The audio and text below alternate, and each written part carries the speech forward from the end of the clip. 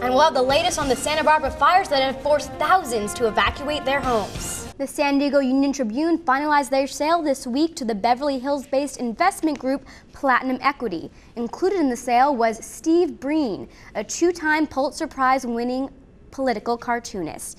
News Scene's Paul Cruz sat down and talked with him. A memorial service was held yesterday to remember little 8-year-old Sandra Cantu. Just as thousands of San Diegans filed their taxes late on Wednesday, thousands of protesters gathered to protest what they're calling a culture of high taxes and a big brother government. As President Obama heads south of the border, some Mexican teachers and students will be coming right here to San Diego. The University of San Diego is hosting BINACOM, the Binational Association for Teachers of Communications.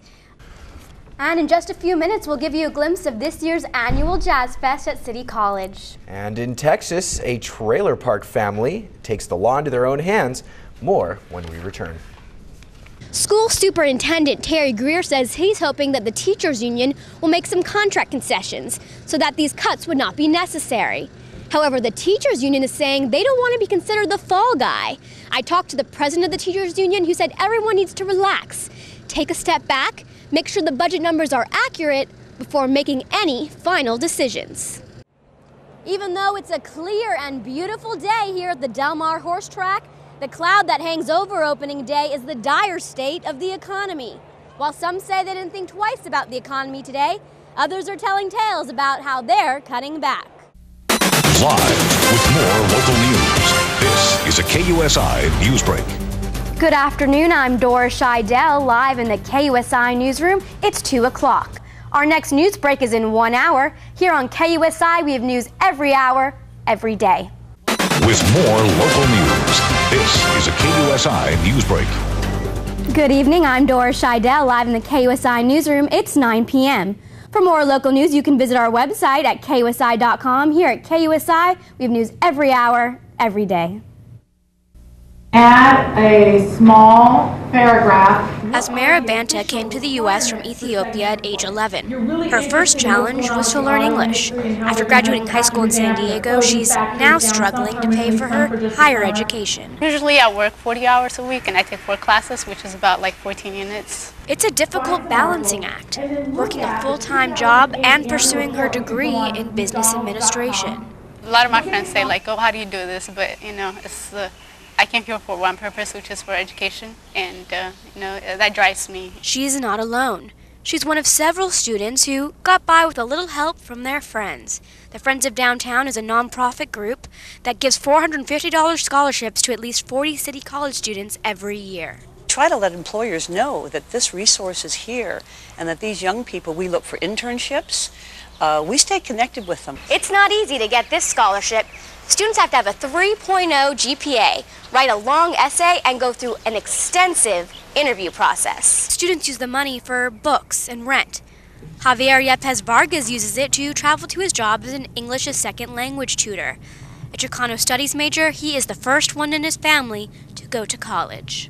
I'm from a small town. I always saw a lot of challenges for our people, and whenever I came here for vacation, I also saw that those difficulties that mainly Mexican people are faced with. 3.5 years later, he's proud to win a scholarship that will help him on his journey. I want to be a role model for my nephews, for the future generations. The future is brighter, thanks to people like Javier and Asmara. Dora Sheidell, News Scene.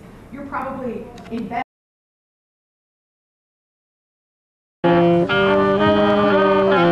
These 5th grade students all play in a school band. We get 30 minutes to play with a whole band, with everyone playing. But Zach and his friends may soon lose their band, their teacher, and their music classes if the San Diego Unified School District decides to cut money for education in the arts. And that's crashing dreams for, like, if you want to become a professional musician, that's crashing your dreams as a young kid. Save the arts! Save the arts! At this rally held at the Board of Education, students, teachers, and parents urged school officials to keep classes in art, music, drama, and dance off the chopping block. The VAPA program, short for Visual and Performing Arts, costs the district $3.2 million a year and is now on the brink of elimination. The arts help them enjoy school, they have a reason to come to school, they stay in school. Vanetta, who teaches at Valencia Park Elementary, could soon lose her job teaching dance. But she says the greatest harm would be to the students. We've seen children, their behavior change, they feel so much better about themselves. Trying to deal with a $180 million deficit, the district says it's been forced to consider deep and drastic cuts. Cuts that include the closing of 7 schools, the elimination of high school sports, as well as bringing down the curtain on drama, dance, and music. But I don't want to get to the bottom of this list and where we have arts, music, and athletics and just say, oh, well, we couldn't figure this out. School Superintendent Terry Greer says he's hoping that the teachers union will make some contract concessions so that these cuts would not be necessary. However, the teachers union is saying they don't want to be considered the fall guy. I talked to the president of the teachers union who said everyone needs to relax, take a step back, make sure the budget numbers are accurate before making any final decisions. They themselves are saying that they won't have the accurate information they need in order to set their budget until mid-June. So what we're saying is everybody calm down, let's be patient, and when we have real numbers, let's deal with those numbers together. With a deadline to balance the budget before July 1st, these young musicians hope that somehow the grown-ups will learn to play together. Dora Sheidell, KUSI News.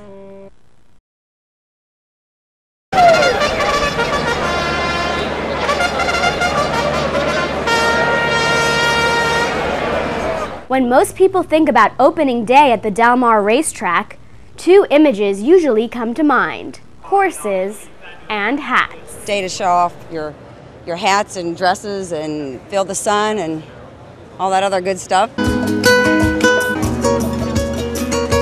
We love the races. I mean, the animals are amazing. It's a beautiful day. It's such a great sport to come out and enjoy, and it's all around fun. And today, as you can see, I mean, you have so many people out here, and it's a good day. In San Diego, it's the place to be and be seen. The atmosphere, the people, the environment, the drinks, the sights, it's Del Mar, you got to come every year. And this year, more people came out than ever before. An all-time record of nearly 45,000 people attended opening day of the 2009 racing season. Even though it's a clear and beautiful day here at the Del Mar horse track, the cloud that hangs over opening day is the dire state of the economy. While some say they didn't think twice about the economy today, others are telling tales about how they're cutting back. You know what?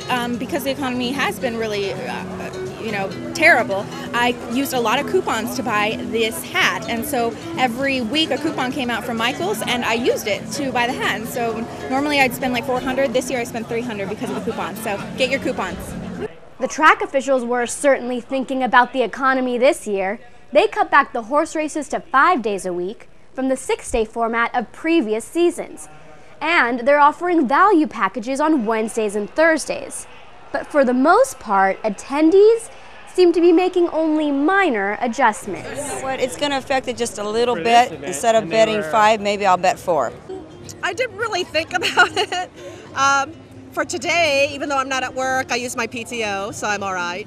At the end of the day, the horse races are a major boost for the local economy.